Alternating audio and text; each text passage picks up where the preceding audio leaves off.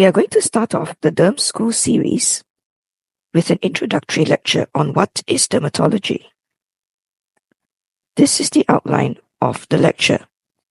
We will go through a brief introduction, look at the structure of the skin, learn how to describe skin lesions, as well as look at how skin function and different diseases correlate. Dermatology comes from the word derma, which means skin, and logia, and it is not just a specialty of the skin. In fact, dermatology encompasses three aspects of the skin, hair, and the nails. Dermatology is a very diverse specialty with more than 3,000 diagnoses.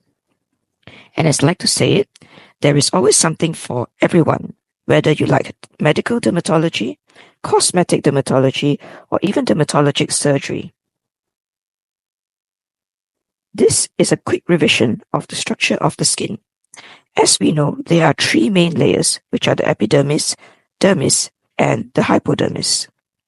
The epidermis is divided into different layers as well, in which they are the stratum corneum, made up of dead keratinocytes, stratum lucidum, stratum granulosum, stratum spinosum, and finally the stratum basale.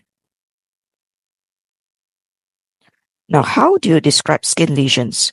Contrary to what a lot of people think, dermatology is not just a specialty or spot diagnosis. Sometimes when you give a dermatologist a picture without any supporting information or metadata, it is often very difficult to tell you for sure what is going on. So these are the three main categories of thought that you need to think through when you are describing a skin lesion in order to achieve a diagnosis. So firstly, it would be morphology. In morphology, we are looking at the type of lesion as well as other features including the color, margination, shape, as well as palpation. Next, when you have described the type and the characteristic of the lesion, then you look at distribution, in which you assess the number of lesions, arrangement, extent, pattern, as well as confluence. And lastly, it is very important to look at extracutaneous features to give you more clues as to what's going on. So here you look at involvement of other organs, including your hair, nails, and mucous membranes, etc. when necessary. Now, what is the difference between primary and secondary skin lesions? Primary skin lesions are lesions that are present at onset. So, for example, macule, patch, papule, plaque, nodule, wheal, vesicle, bulla, pustule, or cyst. Next, you have secondary skin lesions, and this refers to things that happen over time, such as disease progression due to manipulation or effects of treatment. For example, atrophy, crust, erosion, fissure, scale, scar, and ulcer. We will take each of these in turn. So, when you have a flat, non-palpable change in skin color, next you look at the size. Now, the magic number to remember for the size to differentiate between small and larger is 0.5 to 1 centimeter. Alright, so bear this magic number in mind. Now, small equals or less than 0.5 to 1 centimeter, flat non-palpable change in skin color that is termed as a macule. For example, solar lentigo or ephthalates is also known as freckles. If it is larger than 0.5 to 1 centimeter, then it's called a patch. Examples include lentigo maligna as well as port wine stains. The next category of skin lesions are those with elevation due to fluid in cavity. Now, when you have clear fluid and a small lesion equals or smaller than 0.5 to 1 centimeter, that is known as a vesicle. Example, herpes zoster. Next, for a larger lesion, larger than your magic number with clear fluid, that's known as a bulla. Example, bullous impetigo. Next, pus. If it's a small visible collection of pus, that is known as a pustule. Example, acne. And if it is more than 1 centimeter localized collection of pus, that is known as an abscess. The next big category of lesions are those elevations due to solid masses. If it is small, less or equals to 0.5 to 1 centimeter, usually dome shape, that is a papule. Examples are dermatofibroma and dermal nevus. If it is a larger superficial flat-topped lesion, that is a plug. And a very stereotypical example is psoriasis. Now, if you have something larger than 0.5 to 1 centimeter, which is solid, dome shape, and it can project or be deep into the skin, that is known as a nodule. For example, lipoma as well as basal cell carcinoma. And when you have a pale area of dermal edema, usually more than 2 centimeter in size and surrounded by an erythematous flare, that is known as a wheal, in which you have urticaria. What about loss of skin?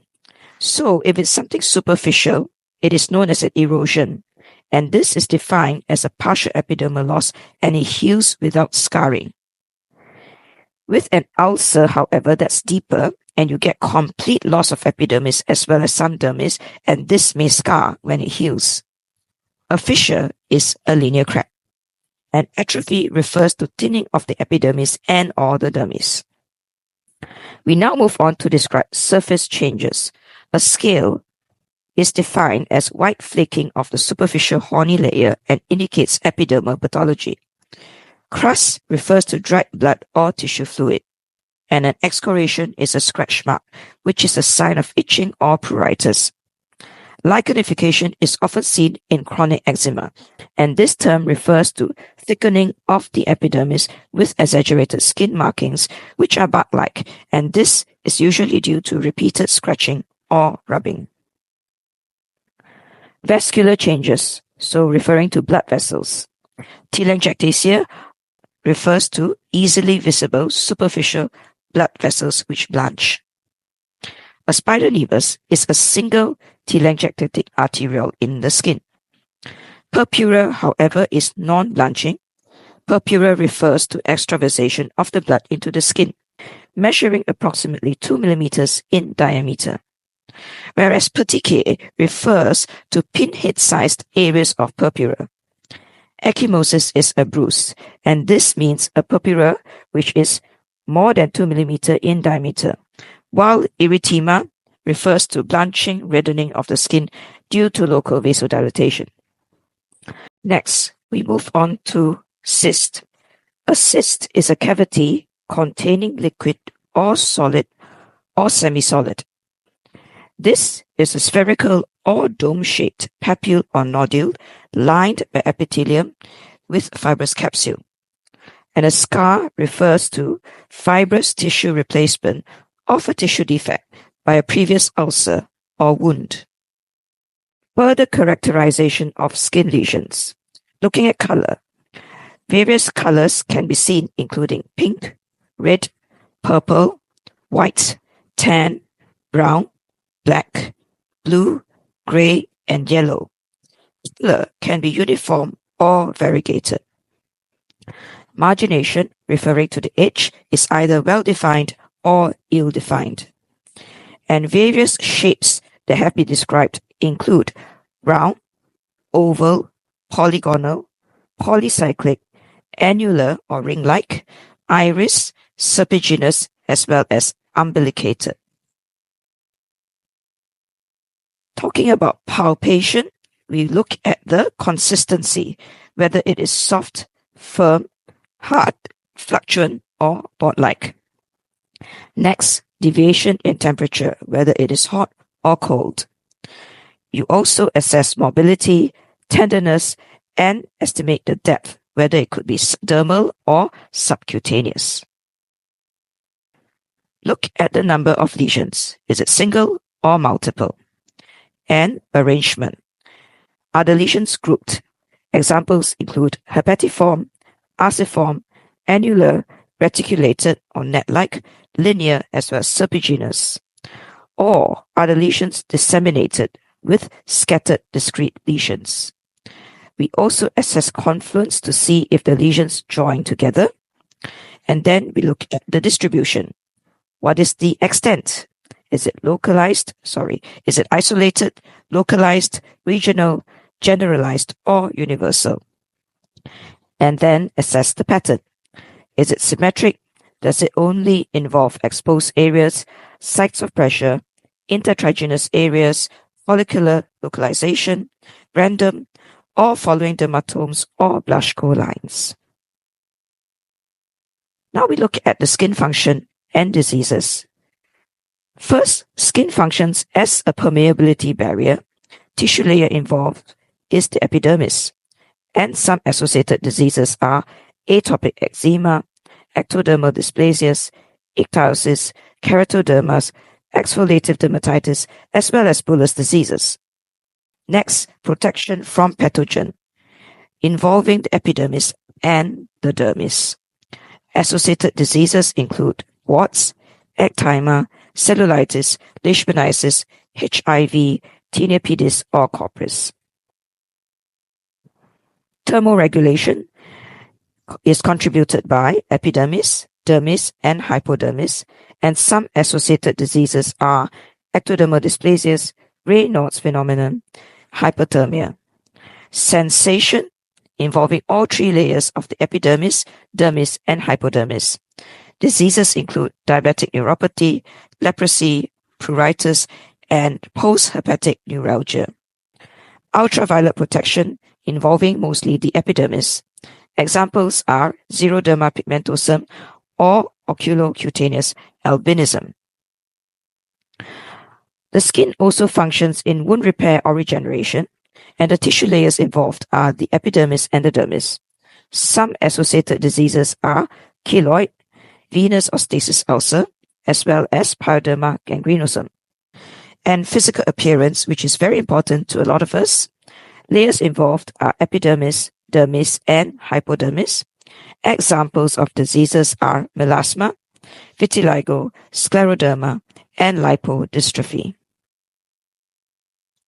So in summary, we need to understand the structure of the skin. We need to learn to describe skin lesions, and remember that skin diseases are linked to skin function. And with that, I thank you for your attention.